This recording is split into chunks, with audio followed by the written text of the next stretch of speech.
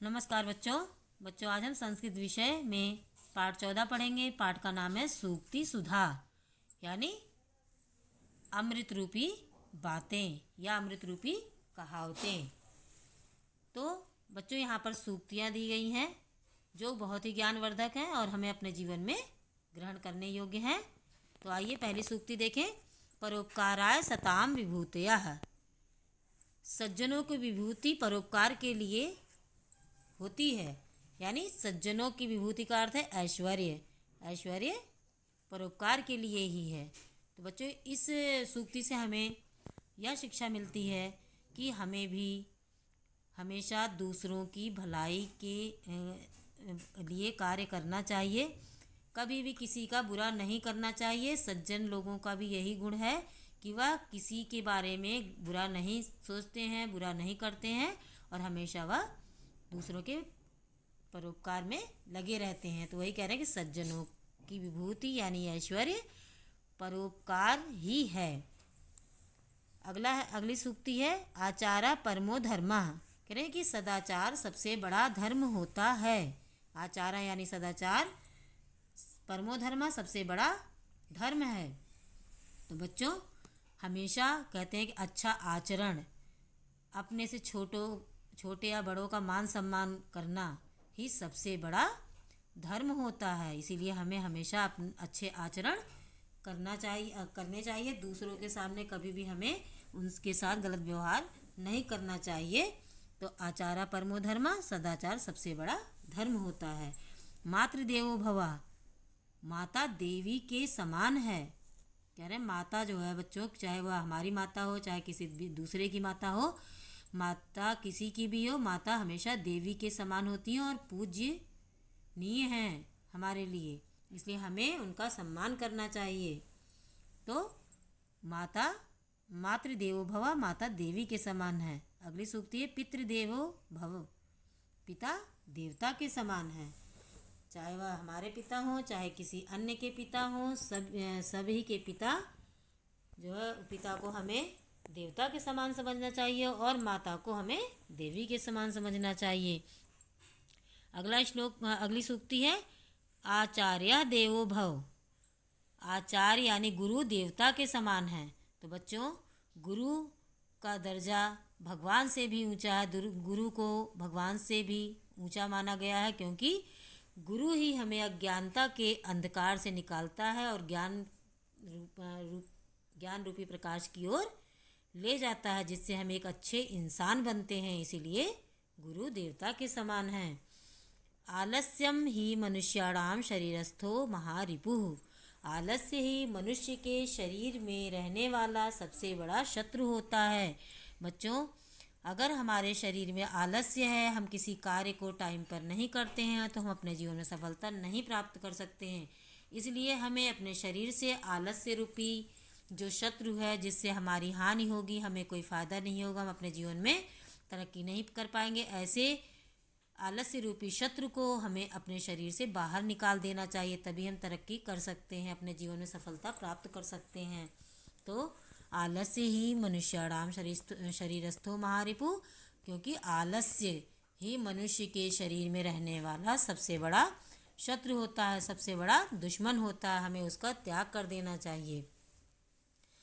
अगला श्लोक है सठे साठ्यम समाचरित। दुष्ट के साथ दुष्टता का व्यवहार करना चाहिए।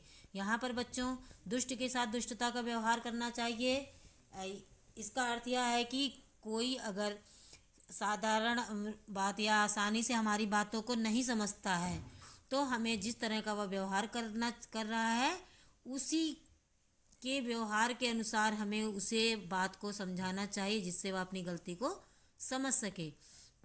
कि जिस तरीके से, क्योंकि वह हम कोई किसी बात को अगर उसको सही से समझाएंगे, ज्ञान की बात बताएंगे, तो उसकी समझ में नहीं आएगी। तो उसे उसी की भाषा में हमें समझाना चाहिए, जिससे वह अपनी गलती को जान सके और उसको छोड़ सके। हितम मनोहारी दुर्लभम वचः। कह रहे हैं कि कल्याणकारी हो, हितकारी भी हो और मन को अच्छा भी लगे, ऐसा वचन ऐसी वाणी तो दुर्लभ होती है। क्योंकि कभी भी जो हित में कही गई बात होती है वह सुनने में अच्छी नहीं लगती है। जैसे बच्चों हम आप लोगों को कहते हैं कि बच्चों आप मेहनत करो, अच्छे से पढ़ाई करो तो आप अच्छे नंबर लाओगे, आपके अच्छे नंबर आएंगे तो आपके माता पिता का नाम रोशन होगा। तो आप लोगों को वह बात उस अच्छी नहीं लगती है, क्योंकि वो आपके भलाई के लिए होती है। और आपको खेलना कूदना ये सब बातें अच्छी लगती हैं, लेकिन अच्छी बातें क्यों नहीं अच्छी लगती हैं आपको? क्योंकि आप उसमें जो वैसा बनना ही नहीं चाहते हैं। अगर आप वैसा बने तो वह बातें आपको अच्छी लगेंगी। तो यही कह रहे हैं कि ऐसा वचन जो आपका कल्याण भी करे, आपकी भलाई भी करे और आपको सुनने में भी अच्छा लगे, ऐसा वचन तो, ऐसी वाणी तो दुर्लभ होती है। हितम मनोहारी दुर्लभम वचः। कल्याणकारी और मन को अच्छा लगने वाले वचन दुर्लभ होते हैं। विद्या ददाति विनयम। विद्या विनम्रता देती है। कह रहे हैं कि विद्या विनम्रता देती है, मतलब हमें विद्या रूपी ज्ञान के द्वारा हमारे मन जो है मन में, आत्मा में विनम्रता आती है। लोगों के प्रति हम जागरूक होते हैं, उनका मान सम्मान करते हैं, हमारी अज्ञानता दूर होती है। तो विद्या रूपी धन जो है बच्चों, वह सभी धनों में श्रेष्ठ है। और यह ऐसा धन है जो हमारे पास हमेशा रहता है। तो यह सूक्त यही कह रही कि विद्या ददाति विनयम। विद्या हमेशा विनम्रता देती है, विद्या विनम्रता देती है। दसवां सूक्ति है बच्चों, उद्यमेन ही सिद्ध्यंति कार्याणि न मनोरथ है। कह रहे हैं उद्यमेन, उद्यम यानी परिश्रम करने से ही सिद्ध होते हैं कार्याणि, सभी कार्य, ना मनोरथ है, कामना करने से नहीं, इच्छा करने से नहीं। क्योंकि मेहनत से ही सारे कार्य सिद्ध होते हैं बच्चों। अगर हम मेहनत करेंगे अपने जीवन में तो हमें सफलता अवश्य प्राप्त होगी। अगर हम यह सोचें कि हमें पढ़ना भी ना पड़े और हमारे जो 90% नंबर भी आ जाए, तो क्या यह संभव है? नहीं है। वह तो एक आप कामना कर रहे हैं, इच्छा कर रहे हैं, कल्पना कर रहे हैं, लेकिन केवल सोचने से, इच्छा करने से कार्य पूरे नहीं होते हैं। हमें अपने जीवन में अगर सफलता प्राप्त करनी है तो हमें मेहनत करनी चाहिए। तो यही कह रहे हैं कि उद्यमेन ही सिद्ध्यंति कार्याणि न मनोरथ है। मेहनत करने से ही कार्य सिद्ध होते हैं, इच्छा करने से नहीं, कल्पना करने से नहीं, कामना करने से कार्य सिद्ध नहीं होते। इसलिए हमें परिश्रम करना चाहिए। आइए बच्चों अगली सूक्ति देखें। सर्वे गुणा कांचनम आश्रयंती। कह रहे हैं कि सभी गुणवान लोगों का आश्रय सोना होता है, यानी पवित्रता। कांचनम का अर्थ है बच्चों सोना, लेकिन सोना वह सोना नहीं है जिससे आभूषण बनते हैं, गहने बनते हैं। यहाँ सोने से तात्पर्य पवित्रता से है। तो कह रहे हैं कि कहने का अर्थ है कि जिस तरह से सोना भी तपता है, उसको आग में तपाया जाता है, फिर भी वह अपनी अच्छाई को नहीं छोड़ता है, चमक को नहीं छोड़ता, इसी तरह तो कह रहे हैं कि गुणवान लोग भी उसी तरह होते हैं। तो कह रहे हैं सर्वे गुणा कांचनम आश्रयंती। सभी गुणवान लोगों का आश्रय सोना यानी पवित्रता है। अगला ही सूक्ति है, मानो ही महताम धनम। मानो यानी आत्मसम्मान ही महताम महत्वपूर्ण धनम धन है। कह रहे हैं कि आत्मसम्मान ही सबसे बड़ा धन होता है, इज्जत ही सबसे बड़ा धन होता है।